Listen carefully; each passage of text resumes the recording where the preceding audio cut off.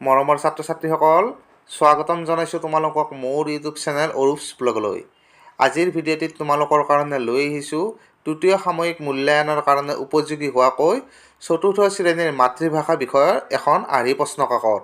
তৃতীয় সাময়িক মূল্যায়নৰ কাৰণে যিসমূহ পাঠৰ প্ৰয়োজন হ'ব বা যিসমূহ পাঠৰ পৰা তোমালোকৰ প্ৰশ্নবোৰ আহিব, সেই পাঠসমূহৰ ওপৰত ভিত্তি কৰি মই তোমালোকৰ কাৰণে এখন আৰ্হি প্ৰশ্ন কাকত প্ৰস্তুত কৰিছোঁ।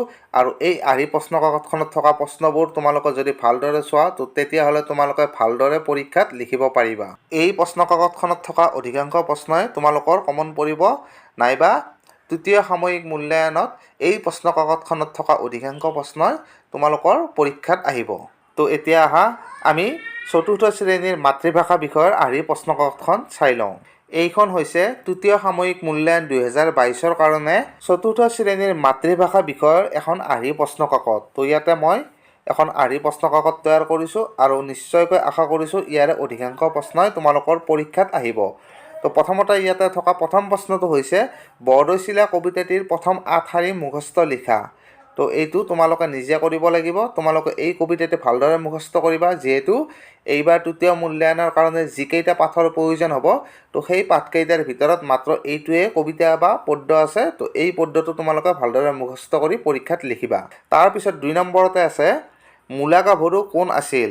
ইয়াতে তোমালোকে লিখিব পাৰা মূলা গাভৰু অসমৰ এগৰাকী বীৰাংগনা বা সাহসী তিৰোতা আছিল।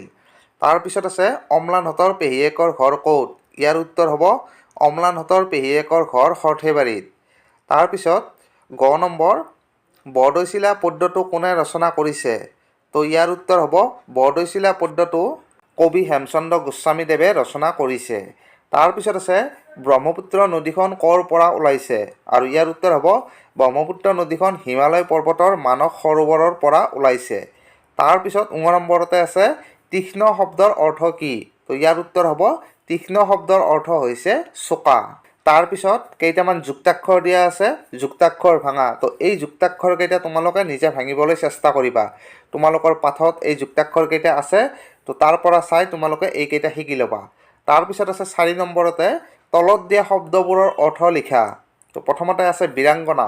বীৰাংগনা শব্দৰ অৰ্থ হ'ব সাহসী তিৰোতা বা যুঁজাৰু তিৰোতা। তাৰপিছত আছে প্ৰাহ্ন।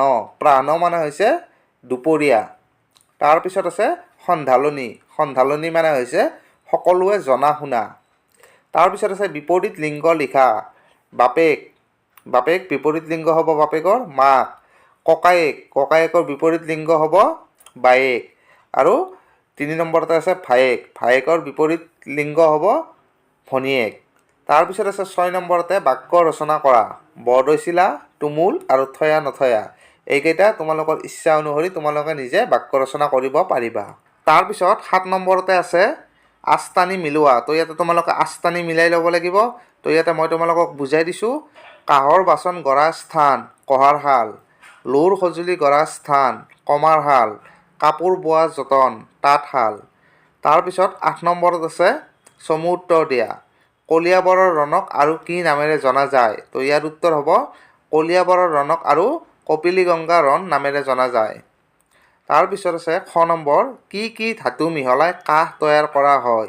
ইয়াৰ উত্তৰ হ'ব তাম আৰু ৰাং ধাতু মিহলাই কাঁহ তৈয়াৰ কৰা হয়। তাৰপিছত 2টা জুৰীয়া শব্দৰ উদাহৰণ দিয়া। জুৰীয়া শব্দৰ উদাহৰণ হ'ব টিক টিক, টং টং, বক বক আদি। তাৰপিছত আছে ঘ নম্বৰ ব্ৰহ্মপুত্ৰ নদীৰ 2খন উপনৈৰ নাম লিখা। তো ইয়াৰ উত্তৰ তোমালোকে দিহিং, দিবং আদি বিভিন্ন ৰকমৰ লিখিব পাৰিবা, যিহেতু ব্ৰহ্মপুত্ৰ নদীৰ বহুতো উপনৈ আছে। তো তাৰ পৰা তোমালোকে 2টা নাম ইয়াতে লিখিব পাৰিবা। তাৰপিছত 9 নম্বৰতে আছে বৰদৈচিলা মাকৰ ঘৰ আহি পালে কোনে কি দিব লিখা। মাকে। মাকে দিব মাধৈ ফুল। বাপেকে। বাপেকে দিব খাৰু।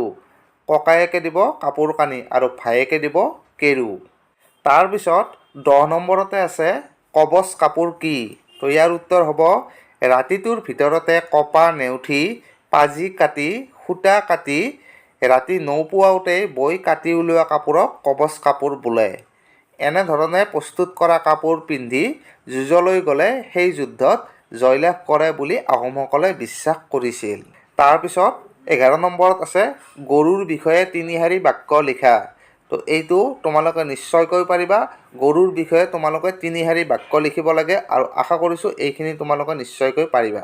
তো তোমালোকৰ কাৰণে লৈ অহা আৰ্হি প্ৰশ্নকাকতখনৰ প্ৰশ্ন এইখিনিয়ে। তোমালোকে এই প্ৰশ্নখিনি ভালদৰে চাবা আৰু তেতিয়া পৰীক্ষাত ভালদৰে লিখিব পাৰিবা। তো আজিৰ ভিডিঅ'টিত মই তোমালোকৰ কাৰণে লৈ আহিলোঁ তৃতীয় সাময়িক মূল্যায়নৰ কাৰণে উপযোগী হোৱাকৈ 4ৰ্থ শ্ৰেণীৰ মাতৃভাষা বিষয়ৰ এখন আৰ্হি প্ৰশ্নকাকত।